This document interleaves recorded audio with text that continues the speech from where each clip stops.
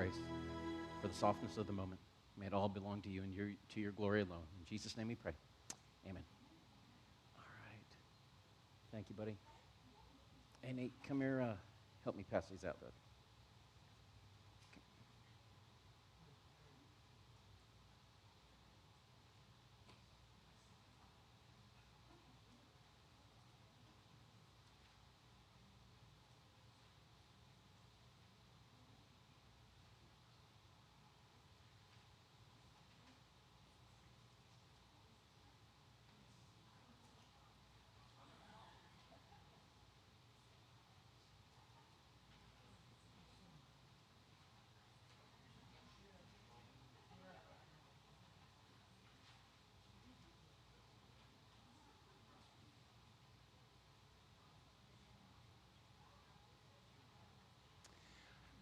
All right, family, the references for the passages we're going to be in are up on the screen. Yes, they are a touch out of order, and while we have been going in a chapter-by-chapter flow so far, today we're going to do just a tiny bit different because we're going to do a lot of heavy lifting, like I mentioned today. The aim for today is to connect a lot of the dots to allow us to have a clean move to the finish the next time that we are together. So these chapters are in the parenthetical events that are going on, the interlude number 2, the interlude number 3.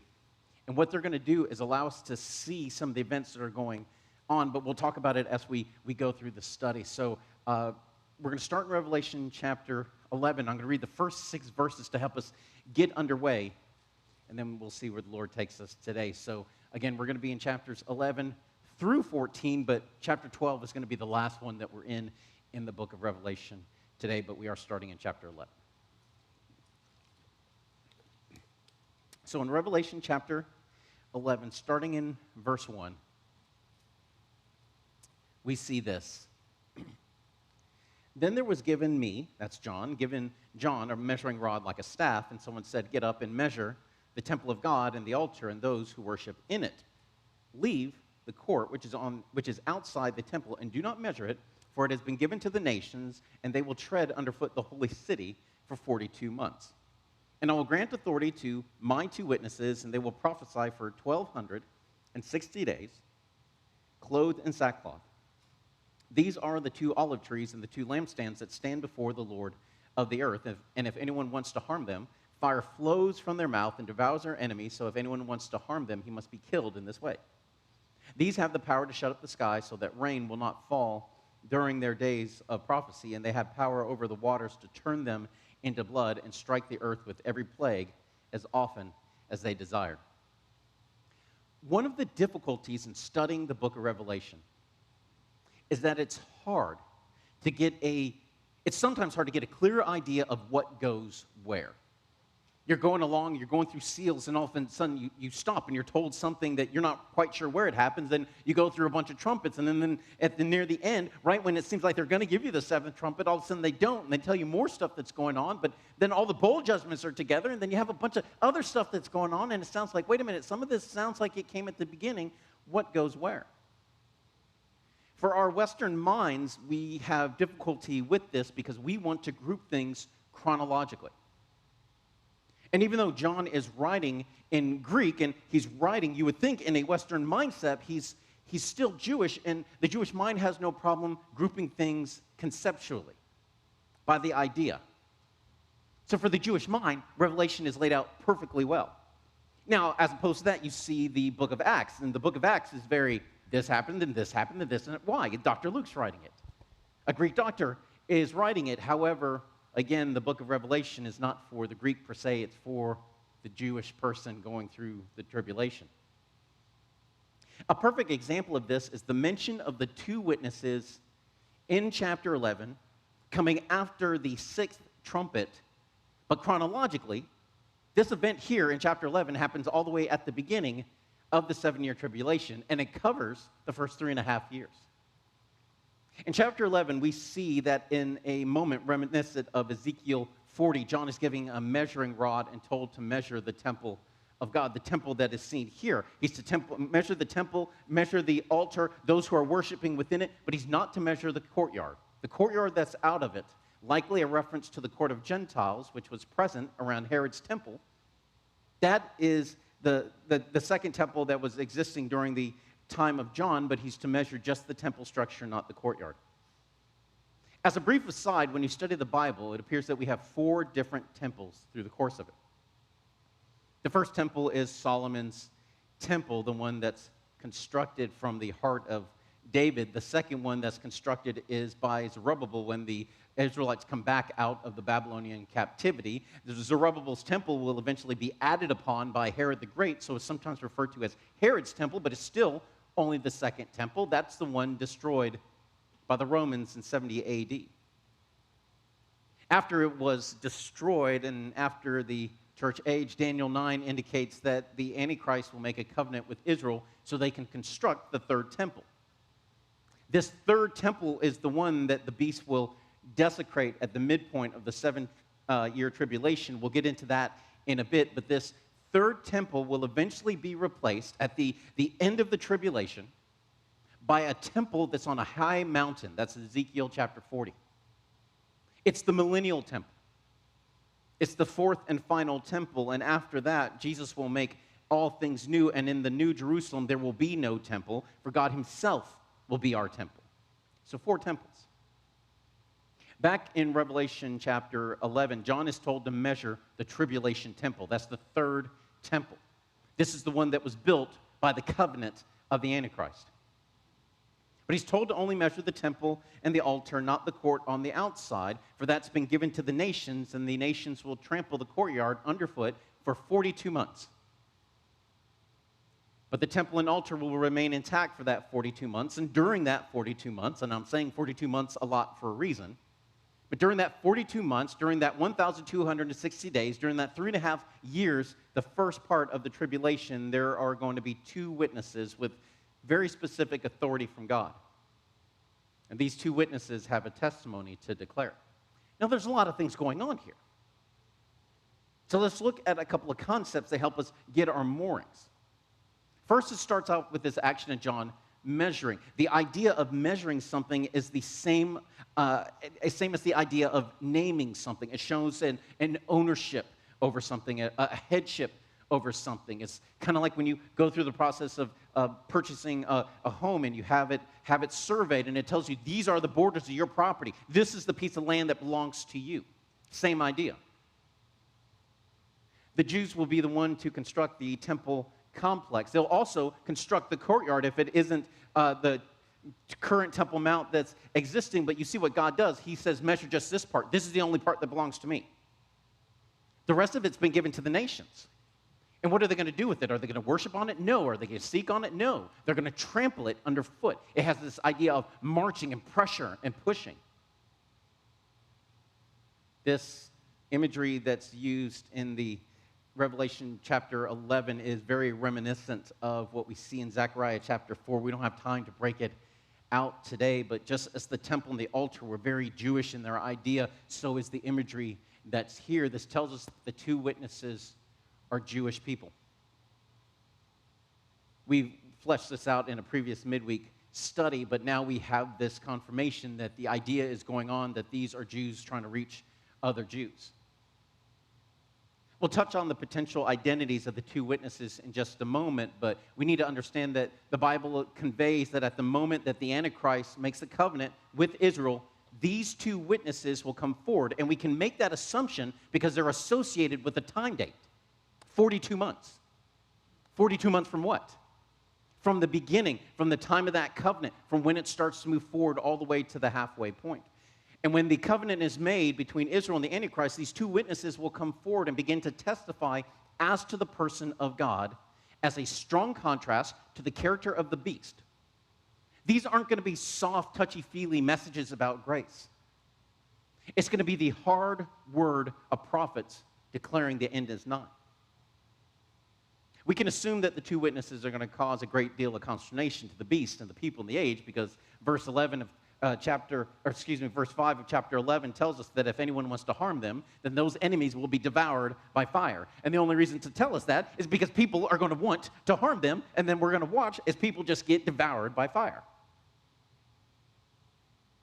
They also have power, so that's authority bestowed by God, to shut up the sky so that rain does not fall. Now, here's just a really quick thought on that. Drought is often associated in the Old Testament with judgment.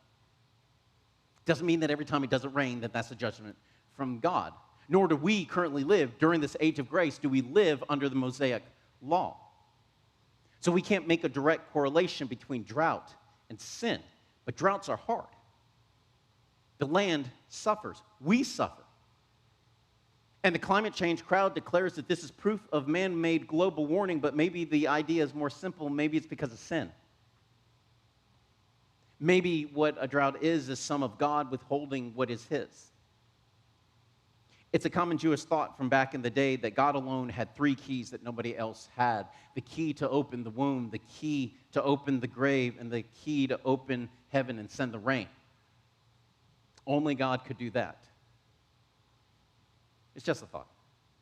In any case, two witnesses have the ability to shut the sky so that the rain will not fall, which when combined with Revelation 11, verse 16, that they can turn water into blood, will start to add significant pressure to the Antichrist system. Fresh water all of a sudden is undrinkable, and no fresh water is falling from the skies. And if the trumpet and bowl judgments start after the midpoint of the 7-year tribulation, and all these events happen before the midpoint of the 7-year tribulation, what we have is these two powers acting as a forerunner of trumpet judgments 2 and 3 and bowl judgments 2 and 3, both of which attack water. One of each specifically attacks the above-ground freshwater supply. And what they're showing them is a taste of it now. What are you going to do when there's nothing to drink? How are you going to slack your thirst when the water's been turned to blood? Now, the final power that's listed is the ability to strike the earth with every plague as often as they desire. And with that, let the speculation begin. Who are the two witnesses? Now, we don't know for sure because he didn't tell us. Yet that little detail never stopped anybody and the millions and millions of Bible students throughout the centuries from trying to determine who the two were. The most common three candidates that I've heard, if you've heard somebody else, I'd love to hear, but the three most common ones I hear are Elijah, the great prophet of Israel, Moses, the lawgiver of Israel, and Enoch, the man who did not die, but was not because God took him. Now, most circles agree that Elijah is almost most certainly one of the two witnesses. I mean, if we had to put our money on somebody, we'd probably have a pretty safe bet with Elijah. Malachi and Jesus both tell us that Elijah is coming. So we know he's coming at some point. He hasn't come yet. This seems like a pretty good one. Likewise, the authority to call down fire from heaven is associated with Elijah in two separate instances.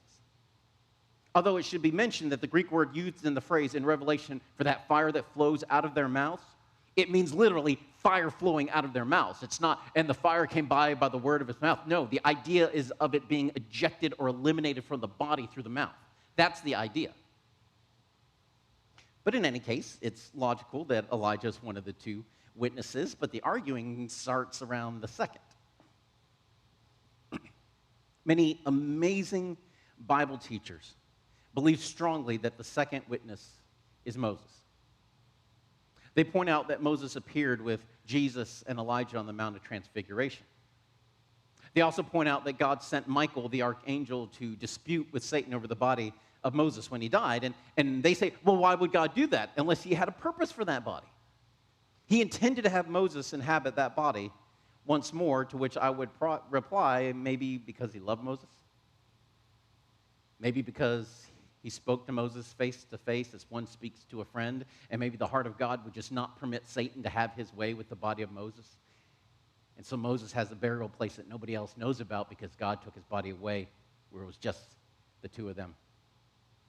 Now that little diatribe indicates the way that I lean in the argument, even when it comes to some of the stronger elements of the case for Moses being one of the two witnesses, and that's that the ability to turn water into blood and to send plagues upon the land are kind of uniquely Moses kind of things, right? I mean, that's what we think about in our head, right? That's associated with Moses. How could it be someone else? Except the correlation starts to get a little bit messier than it sounds, because several of those plagues they hang their hats on weren't worked through Moses. They were worked through Aaron. Now, God wanted to do them through Moses. He said, I'm going to send you. And he says, I can't go. I can't speak well. So God sends Aaron with him, and he says, okay, as I am to you, you're going to be like this to Aaron, and you're going to tell Aaron the things that I tell you to tell Aaron. And in the first one, where water is turned to blood, he says, now go tell Aaron to go and raise his rod over the waters, and it'll turn to blood. In plagues 1 through 3, we find this dynamic. Moses says to Aaron, Aaron does something with his rod. It's not until plague 7 that we see Moses doing, almost appearing to be the sole agent in it. We have this kind of bleed over where one nobody does anything, and in another, they both kind of do something, and then in plague 7, it's all the Moses show from that point on. Now, this doesn't prove or disprove anything. It's just something to consider. It's to show that the line isn't as clear as we might otherwise think. And personally, I just kind of jump in and I go, you know what, I'm an Enoch kind of guy. We know that Enoch did not see death, but much like Elijah, he was taken up in a picture of the rapture. We also know from the letter of Jude that Enoch was a prophet in his day. He was a prophet in the last days before the flood. He saw how evil man was becoming. He was so unique among them that God took him home because he was closer to God's home than his own. Enoch already has a character of calling the world to repentance before judgment comes. But in the end, we shouldn't waste any of our time arguing about who they were, because if it was important, then God would have told us. What is important is not who they are, but what they are. And what they are witnesses. Correction. God says they're my witnesses. They're not prophets, they're not lawgivers, they're witnesses. Now, the Greek word can have two possible connotations. One is a witness in a historical sense. It almost has that idea of the police coming up to you and saying, okay, what happened? And you giving them some kind of historical record of fact. When we tell our testimony to the world, we're telling the historical truth of what God has done for us. Things that we know because we lived through it. That's part of that connotation. The other one is as a judicial witness, a legal establisher of fact. Witnesses who are testifying in a court of law. And the two ideas are not mutually exclusive. They both have an application here, and they're both expressed in Revelation 11:7 when we're told that these are the ones who make known what they personally know. That's the idea behind testimony. God calls them my witnesses, then we can infer that they're testifying about God, about his goodness, his sovereignty, telling the people about a repentance that leads to salvation in him.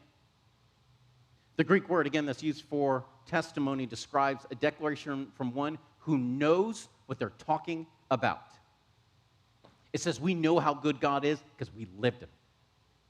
We walked with him, and our lives are different because of it. It's not a theoretical testimony of speculation. It's the trustworthy word of those who have experienced God. And when they give this testimony, what happens? The world despises them for it. The world rejects the witnesses, and by doing so, the world will reject the God who sent them. It's a dynamic that Jesus tells us about. But this is important because, again, these are witnesses. This is a testimony. One application of those words is a courtroom, and when they go and they turn against the two witnesses, when they reject these two witnesses for 3.5 years, the equal balance of the overall tribulation, for every day they reject them, there will be a day of judgment coming. And at the midpoint, when they reject him one last time, this will be the guilty verdict of the world. And from this legal decision comes the judgments, the trumpet judgments and the bowl judgments, and everything that follows. We're told in chapter 11 that when their testimonies were finished, the two witnesses were killed by the beast, that their dead bodies will line the streets for 3.5 days. 3.5 days, as the world rejoices and gives gifts to one another.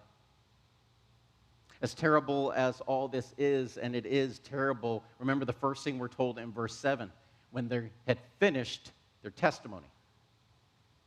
That little detail cannot be ignored in everything that follows. They weren't overcome when the beast had enough. They weren't overcome when the world was tired of listening, but once they were finished, once their testimony was finished, once they had done all that God had for them to do, God calls them home. And then he will manifest his wrath upon Jerusalem through a great earthquake, with 1/10 of the city being destroyed, And after the death of thousands in the city, what we're going to see is what we only see this one time in the entire book of Revelation. The wicked giving glory to God. It's the only time it happens. But as I said, the people still don't repent. They're still wicked, right? So after those 3.5 days, a number maybe to match the second half or first half of the 7-year tribulation, but after those bodies have laid dead in the streets for 3.5 days and the people have rejoiced and given gifts to one another, there's a loud voice from heaven that says, "Come up here." Now that should sound very familiar. Those were the same words of God to John when John was called up to heaven, the exact same Greek words, which I submitted to you then was a picture of the pre-tribulation rapture. But then you might be able to encounter now with this new information, well, Anthony, if this event happens with the 2 witnesses being called up to heaven, it happens at the midpoint of the tribulation, right? 42 months. You kept saying 42 months. That's half of the 7-year tribulation. That's right at the midpoint. Then doesn't that prove that the rapture happens at the midpoint of the tribulation? Now, before you get all smug, listen to this. These 2 moments, a pre-tribulation rapture of the church in Revelation 4:1 and a personal rapture of the 2 witnesses in Revelation chapter 11 perfectly match a conversation between Jesus and the 3 disciples. In Matthew 17, after the Mount of Transfiguration, Peter, James, and John asked Jesus why the Old Testament taught that Elijah must come before the Messiah. They firmly believed that Jesus was the Christ. He's the Messiah. Where's Elijah? Jesus tells the disciples, and he tells us that indeed Elijah is coming. It's still a future event. But for those who could receive it now, John the Baptist is our Elijah. John the Baptist is not literally Elijah. This isn't Elijah reincarnated. John the Baptist came as a type of Elijah, a picture of Elijah. And for those who can receive John the Baptist as a type of Elijah and who can receive Jesus as the Christ, we will be called to heaven prior to the 7-year tribulation. But for those who cannot, Elijah's still coming. God's grace is still there. I submit to you a personal thought. This is backed up only by my speculation. But I submit to you that the death of these 2 witnesses and the understanding of the judgment that's going to come because of the death of the 2 witnesses, that's the reason for the silence in heaven with the opening of the 7th seal. Have you ever been to a sporting event when a player was hurt on the field? Getting to go to college at Auburn has many wonderful benefits, but not the least of which was game time. It was amazing. Auburn has this ability to be a very small, sleepy town at times, but when there was a football game, the place would just grow in populations by factors of 10. There's nothing like being in a stadium with tens of thousands screaming fans, all so excited about the game, but let a player get hurt. Let a player drop to the field, and everything goes quiet. If you're in the stadium for just a moment, everything stops. Everybody understands. There's this understanding that flows to the crowd, and just for a moment, not a whisper is heard. Everyone is so concentrated on that person, trying to see any sign of movement. It's different when you're watching it on TV, because on TV, the talking heads never stop. But in the stadium, there is this concern for the one who is injured, even if it's the player of the opposing team, because of the potential severity is known to all, and nobody in that stadium wants to see a young player hurt. And the silence is made more real when compared to the shouting that came before it. But even that is a pale comparison of what we see in the throne room of God when that 7th seal is open and there is silence in heaven. Imagine for God the understanding of what is coming. God, who alone is worthy to be praised, who is surrounded at all times by 4 living creatures who do not cease from saying, "Holy, holy, holy is the Lord God Almighty." And yet for a brief space in time, for a short period in all of eternity, they stop. They will cease. It's almost as though Jesus' hand is going to break that seal, and God the Father sitting on the throne, he puts his hand out and he tells the heavenly host, "Not now. Not yet. For just a moment, stop." For even though what is about to happen is righteous and necessary and true, even so, this breaks my heart. So stop singing for a moment so I can grieve over what happens next. Now, this silence gives us an idea of how bad things will be on earth. Our God's not some out-of-control God that once he gets started in his anger, he can't be stopped. His judgment will be measured in proportion to what's coming. And if this silence coincides with the midpoint of the 7-year tribulation, we know a couple events that are going to happen about the same time. One of those will be the murder of the 2 witnesses that we've discussed. We're given precise anchor points for it. But the other one is the abomination of desolation spoken of by Daniel the prophet. This comment by Jesus is interesting to the disciples when he talks about it, because for them, they understood that the desolation or abomination of desolation was already completed.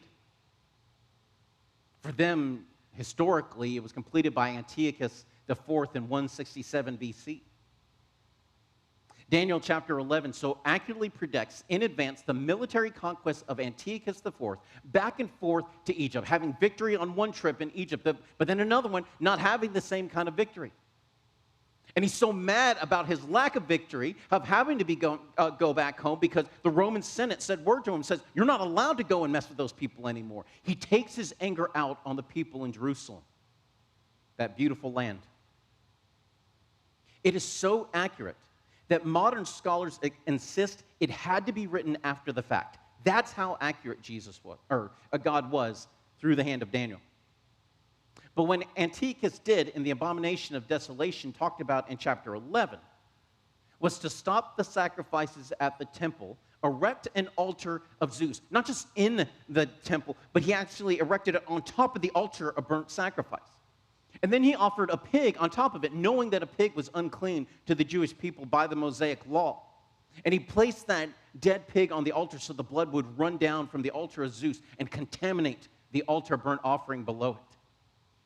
It's a terrible act. It's in every way possible meant to offend and to humiliate, but it gives us a reference point for what will happen at the midpoint of the 7-year tribulation, because the beast will not set up an altar to someone else. He's going to set up one to himself. And if you would, please turn in your Bibles to Revelation chapter 13 for a moment. In Revelation 13, we're told about 2 beasts. One comes from the sea, the other from the earth. The images are quite striking, but we know from Revelation chapter 17 that the imagery is meant to be symbolic, because in chapter 17, we're told the meaning of several of the elements that we're going to see here in 13. But chapter 13 is meant to express the character of these individuals from the viewpoint of heaven. Now, this is one of the difficulties in studying the book of Revelation, because there's so much stuff going on. I mean, these images that kind of bombard your imagination. How do you imagine a creature like this that has this many heads and this many horns, and how many horns is that per head, and how are they wearing all these crowns, etc.? The first beast comes out of the sea, which Revelation chapter 17 tells us represents the people and the multitudes of the earth. We're told that he has multiple horns. Those 10 horns are 10 kings who will come together in order to elevate the Antichrist to a position of world power. There are 7 heads. Those 7 heads are 7 mountains, which could represent mastery over certain areas over the world or certain technologies or something like that. It could indicate regional kingdoms that are ruled by the 10 kings, or it may just be 7 regular old mountains. We don't really know. Either way, the first beast is given power with the ability to conquer for 42 months.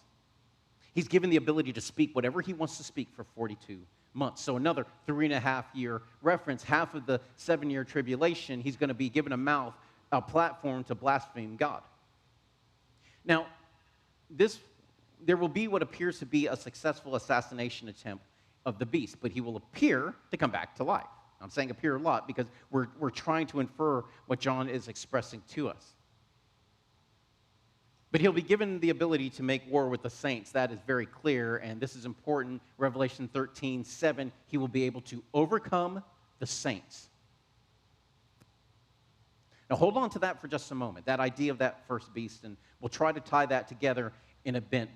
But after the first beast comes out of the sea, we're going to have a second beast who we'll learn later is the false prophet. The beast continues to be called the beast. Second beast that comes out of the earth will be called the false prophets in future references throughout the book of Revelation. This one's going to come out of the earth. So if the first one came out of the sea, then what does the earth mean? We're not sure. This explanation is not given to John. Is it a reference to a particular area?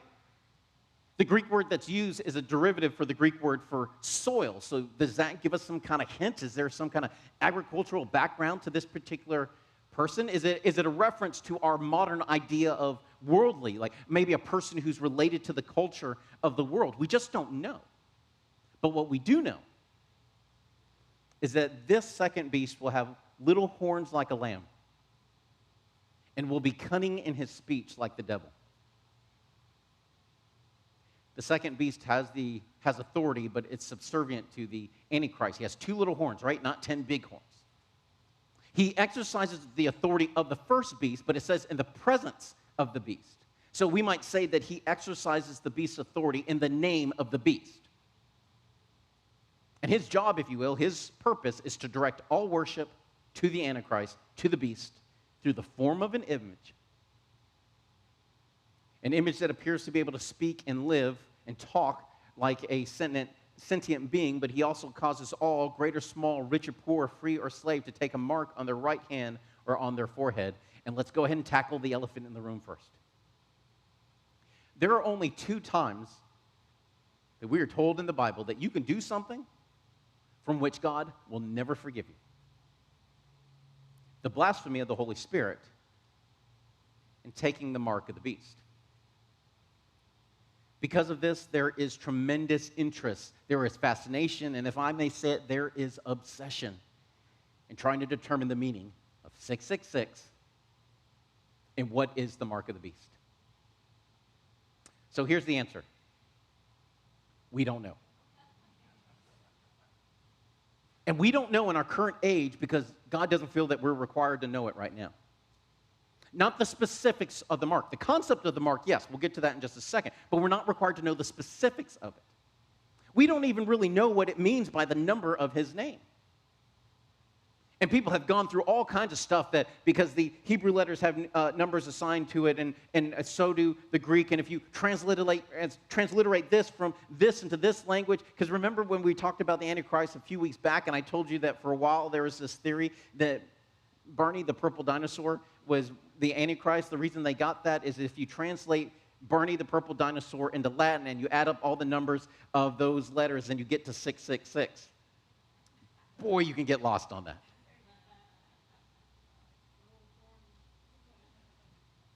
But the specifics of this will be known by those to whom it applies. There's this understanding, something that we're going to get to when we talk about Mystery Babylon. What does that mean? Is it Mystery Babylon and that's the name, or is the name a mystery and that mystery is Babylon, the great mother of harlots, etc.? There are elements to this that God has chosen not to allow us to have the fullness of the understanding at this time because he knows us. And with even partial understanding of fullness, we get lost in it. But those who are going to go through it, they will understand. But that being said, there are primal elements that are timeless. And as we start to steadily work to the close, I promise, let me introduce 2 of those ideas with you. And we need to understand them whenever we think about the mark, when we think about the number of the beast, when we think about the Antichrist kingdom at all. And the 2 ideas are this: worship and counterfeit.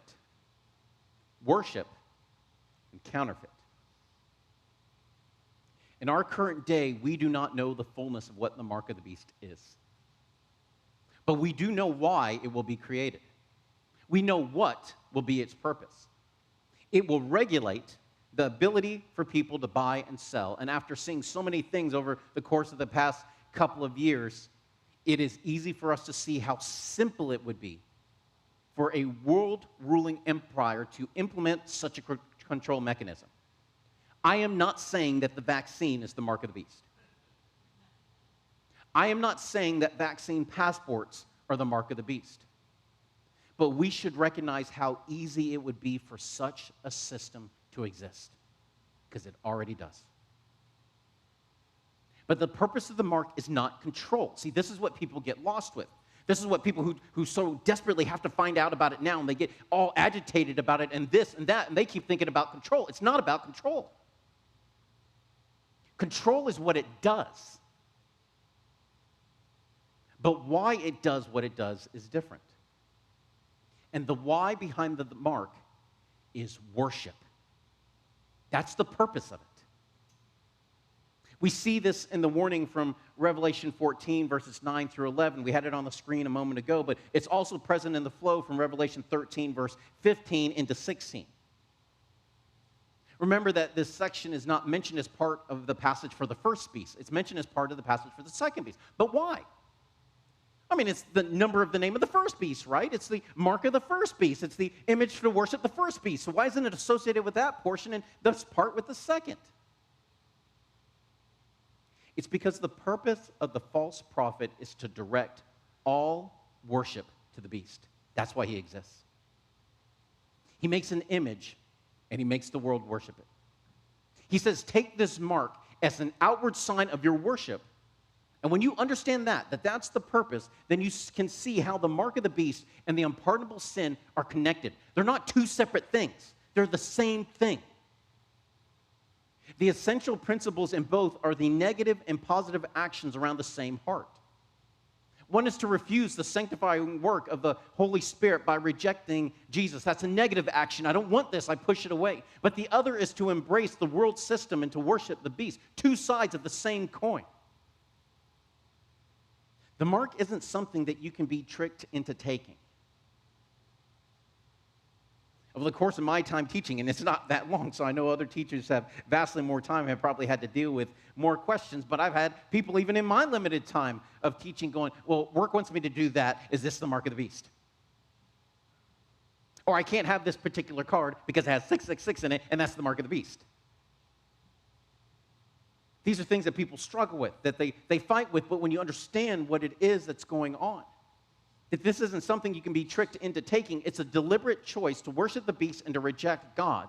And this is why Revelation 14, verses 6 through 13, we're going to see 3 angels fly around the entire world, declaring from mid-heaven a very specific Greek word. It means the point of the sun when the sun's highest in the sky.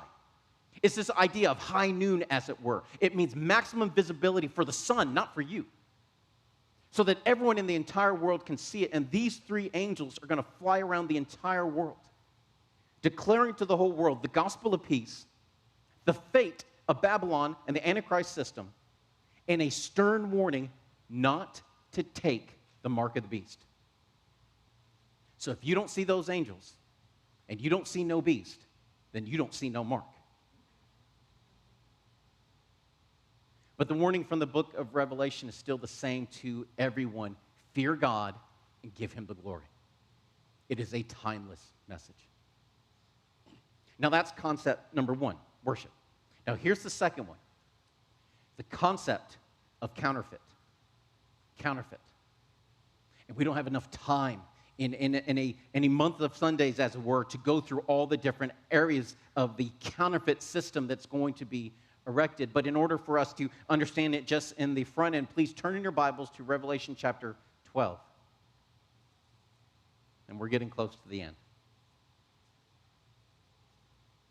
Revelation chapter 12, this image of the woman and the dragon, it comes after the first 6 trumpet judgments. The 7th trumpet hasn't happened yet. Then we have this interlude with the 2 witnesses. Then we have the 7th trumpet. The 7th trumpet announces the coming of the kingdom of God. And between the 7th trumpet and the bowl judgments is interlude number 3, Revelation chapters 12 through 14.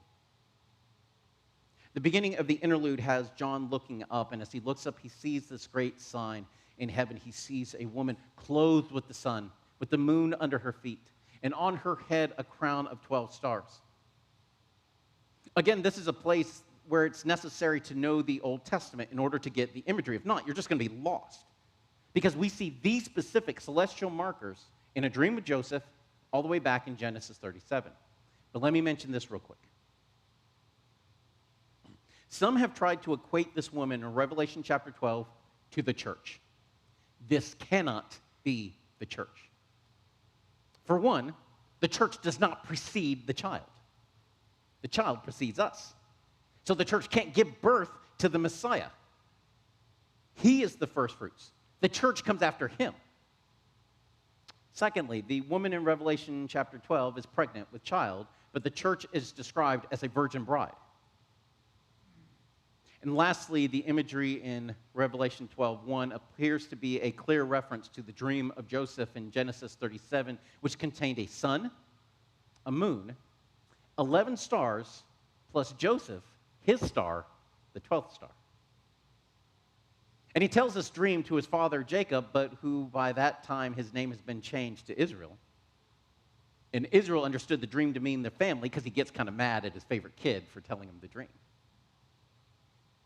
So remember, the woman in Revelation chapter 12 is Israel, and the virgin bride of Revelation chapter 19 is the church. Keep those in your mind for just a moment. Now, here's why all of this is important.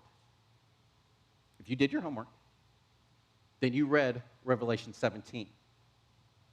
And your eyes passed over the overwhelming description of the harlot riding on the back of the scarlet beast. There are books and books and hours of people talking about what this harlot represents. And you can get lost in the sauce when it comes to this. This is where most people just start to lose it. You can kind of understand the seals and the trumpets, the two witnesses, that makes sense. But when you get to Mystery Babylon, and that's why it is a mystery, it is so easy to just get lost. There's so much going on. Here's the essential core of what the harlot represents. She is the counterfeit of the woman in chapter 12 and the corrupted image of the virgin bride in Revelation 19. That's what she is. The devil so desperately wants us to believe that he is the opposite of God. That has been his desire since the beginning. He doesn't want to be above God. He wants to be like God. But he's not the opposite of God because no one is like our God. Furthermore, the two beasts are not the opposite of Jesus and the Holy Spirit. Again, the enemy wants us to believe that. Oh, the Antichrist is the opposite of Christ. No, Jesus has no opposite. Their nearest opposite in the book of Revelation are the two witnesses of chapter 11. That's why I submit to you that the two witnesses in chapter 11 come before the two beasts in chapter 13. So that we understand by the time we get to 13, we already know what the will of God is, that his will be done, that they will finish their testimony before the Antichrist has any victory over them at all. And just when he's sure that he has victory, poof, here they go, great earthquake, city starts to come down around their ears. We would know that even in this time at the end of the world, the enemy is not in charge. God alone is in charge because God has no equal. There is no opposite to him. Now, the same thing is present here in Revelation chapter 12. We see this woman who represents Israel, and we see her before we see the harlot in chapter 17. The harlot in chapter 17 is the counterfeit corruption of the people of God and the church of God. Now, I gave you a lot tonight. I've talked for a long period of time. So let me try to put together everything I just told you and tell you the way that I understand these events going to that midpoint area, because that was the purpose of tonight, to take these latter chapters and understanding where they sprinkle out over a potential, again, I stress potential timeline.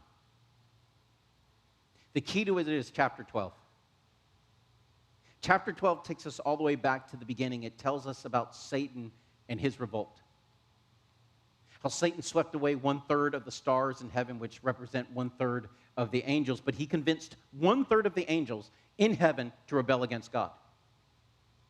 The sin happened sometime around the creation of the universe. We don't know how soon or how far, but they were cast down to earth, even though they still have access to the throne room of God. Since the encounter in the Garden of Eden, Satan has been looking for the seed of the woman, trying to find out who it was that was going to bruise his head. And once he learned that God set his heart upon Abraham, then he set his heart upon Isaac and Israel, and he was watching this family come up, he began to lurk over the chosen people of God, the Jewish nation, like a dragon before a pregnant woman. This explains the unreasonable anti-Semitic hatred against the Jewish people throughout history. Doesn't make any sense for them to be as hated as they are. Finally, she gave birth to a son, whom he knew would rule the nations one day. He sought to devour the child, but the child was caught up in the ascension, just like we one day will be caught up. Again, he is our first fruits, and just as he was raptured up, we will too. But between verses 5 and 6 of chapter 12, there's a space. The church age. After that church age and after the rapture of his bride and in the presence of Jesus, we will watch the Lamb of God come into the room and receive from the hand of the Father a scroll with 7 seals. That first seal will be broken and the first beast steps out from the sea. We are going to see 10 kings, people of power and influence across the globe, come alongside him. They're going to elevate him to the position of a world ruler. It's the whole reason that they exist. This beast, this Antichrist, this world ruler will make a covenant with Israel, and he's going to allow them to rebuild the temple on the Temple Mount. The covenant will likely involve agreement with the surrounding Muslim nations, which is why they don't appear in the Ezekiel 38 account of that war. However, nations that are a little bit further away that perhaps aren't part of the covenant, perhaps places like Turkey, the Black Sea region from South Russia, and the northern rim of Africa, they will rally an army and they will come against Israel. We're told that they're going to have an army that can only be described as splendid, a force that no nation on earth could possibly resist. And yet, despite their superiority and firepower, they will not take the city of Jerusalem as God himself fights for them. He's going to send hailstones from heaven that are going to kill more of the invading army than anybody else. He's going to cause them to fight against one another. And at the same time, 2 witnesses are going to appear at the restored temple. 2 witnesses speaking with boldness against the beast, against his system, against the covenant that was made. 144,000 Jewish young men are going to hear the words of the 2 witnesses, and they're going to become the first fruits of a great revival among the Jews, and through them, the whole world. As people see the clear hand of God in the Ezekiel 38 war. The Antichrist is going to try to come against the 2 witnesses over and over again. As that's their command, that the rain stops, the plagues sweep over the land. But every time he tries to send troops to seize them, fire devours the soldiers who try. In heaven, seal after seal opens up until the 7th one is reached, and there is a long pause in heaven as the hand of Jesus reaches down and it breaks that 7th seal. Then silence as the 2 witnesses finish their testimony. And they fall to the attack of the Antichrist.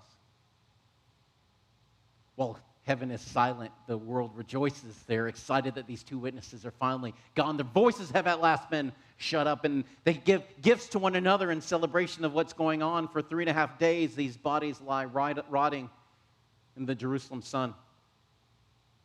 The false prophet walks over their bodies and installs an idol in the holy place, an image that almost seems to have life within it. It talks and it seems to move. The tabernacle was meant to be a picture of the throne room of heaven. And at the same time that the false prophet is establishing this idol inside of the temple in the holy place, we're told, at that same time, Satan himself tries to storm the throne room of God and install himself in the place of worship. God doesn't even get off his seat. We're told that Michael and his angels fought against the dragon and Satan was cast out. He was not strong enough. And that's it for him. That was his last chance. That was the moment that he would be the strongest, the moment when it seemed like everything was finally going his way. He had the temple, he had Jerusalem. The 2 witnesses are out of the way. They're controlling all the world. They're pulling all the strings. Those who are in heaven will rejoice. The accuser of their brethren can accuse them no more. And the people of God, verse 11, have overcome him by the blood of the Lamb and the word of their testimony. For we are all witnesses of the goodness of God. But woe to those who are still on the earth. That is where Satan has been cast down to. And now the devil is furious. He moves to destroy the people of God with a vengeance because he knows that his time is short. He knows 3.5 years. That's all I have left. But God knows what he's doing. And while the false prophet uses an image and a mark to differentiate between the wicked and the faithful, God takes those that he has already sealed. Fine, have your mark, but I seal those that are mine. And I'm going to take those that are faithful, that love my name, and I'm going to take them to a place that I have already prepared for them to hide. And he's going to hide them there for how many days? Revelation 12:6. 1,260 days, 42 30-day months. 3.5 years, the last half of the 7-year tribulation. The last half of the 7-year tribulation is the part that's most accurately called the Great Tribulation. When you use that term, it doesn't technically refer to the entire 7-year portion, only the last half. This is where the persecution of the believers, Jew and Gentile, will become the most severe. It's also the time when the judgments upon the world will be the most harsh. But through it all, God will preserve those who are his, those who are sealed by his name. Maybe not the way that we want. Many tribulation saints will die for his name. But Satan will not be able to claim any are his, that are Christ. As much as he wants to devour them, he won't be given the chance. Because these are the ones that belong to Jesus. And for those that are his, our Jesus will lose none. Father, we love you. Father, I know it was a lot. I beg you, mighty God, that I did not get in the way of the beauty of your word, the power of your word. There's a reason for us that it exists, that it is written before us. Oh, Lord, woe to the one that does not pay attention to what you wrote, the warning that you gave, what it was meant to do to spur us, to cause us to lean in closer to you. May they not be deaf on our ears, those who love you, who desire to study you in every page and to know you in every word, to know that all of the word is about the one that we love, the one who loves us the most. Mighty God, we beg you, King of Kings, be with us. Thank you for telling us in advance that the victory is sure. Is that not the point of the book of Revelation? To tell us that no matter how bad it looks, how dark the night can sometimes be, it's already won. For you are the one who makes all things new. Lord, we love you. We praise you. And we thank you for the power of your name. In Jesus' beautiful name we pray. Amen.